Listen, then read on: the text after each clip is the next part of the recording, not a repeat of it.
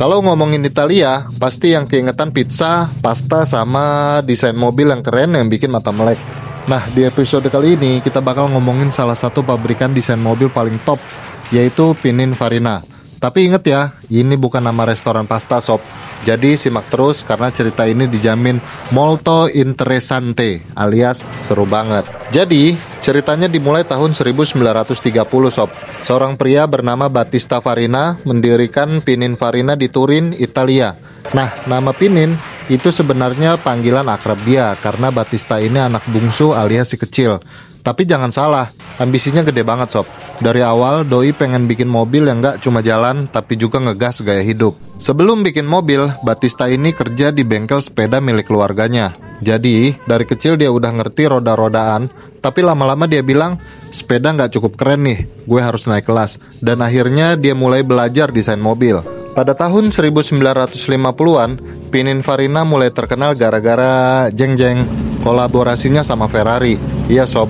Nah, kalian tahu kan Ferrari itu mobil merah kece yang biasa dipakai orang buat pamer ke mantan. Mereka berdua kayak pasangan sempurna. Ferrari punya mesin beringas, Pininfarina bikin bodi seksi.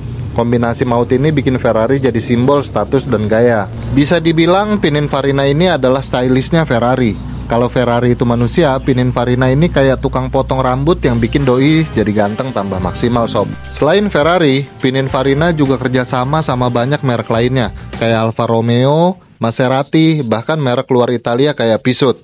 Tapi desain yang paling ikonik itu Ferrari F40 sob. Mobil ini kayak legenda hidup di dunia otomotif.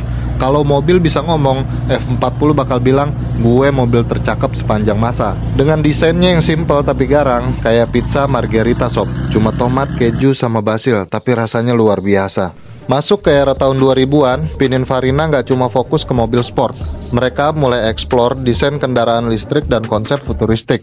Bahkan, mereka bikin bus listrik sama kereta cepat. Jadi, kalau kalian pernah naik kereta cepat di Eropa, bisa jadi itu karya mereka. Ini bukti kalau Pininfarina nggak cuma mikirin gaya sob, tapi juga masa depan. Mungkin suatu hari mereka bakal desain sepeda terbang atau kapal selam keren. Siapa tahu ya kan? Filosofi Pininfarina, desain itu jiwa kendaraan. Buat Pininfarina, desain itu lebih dari sekedar tampang. Desain adalah jiwa dari kendaraan. Makanya, setiap mobil yang mereka desain selalu punya cerita dan karakter. Gak heran kalau mereka jadi pabrikan desain paling dihormati di dunia. Battista bilang, mobil itu harus bisa dibikin dengan hati orang yang lihat deg-degan.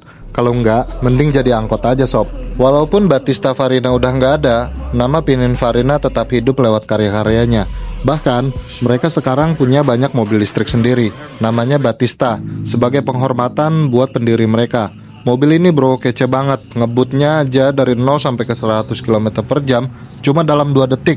Itu kalau dipakai balap sama pelari tercepat di dunia udah pasti menang lah. Kalau kalian punya 3 juta dolar, mobil ini bisa jadi punya kalian. Tapi kalau enggak, ya udah nonton video ini aja, gratis kok. Jadi, apa pelajaran yang bisa kita ambil dari kisah Pininfarina sob? Kalau kamu punya mimpi besar, jangan takut mulai dari kecil. Siapa tahu usaha kecil kamu hari ini bisa jadi legenda di dunia. Oh, jangan lupa, selalu desain hidupmu biar makin kece. Oke, sekian dulu cerita kali ini. Jangan lupa komen, like, dan subscribe biar saya bisa semangat bikin cerita konten lainnya. Sampai jumpa di video berikutnya.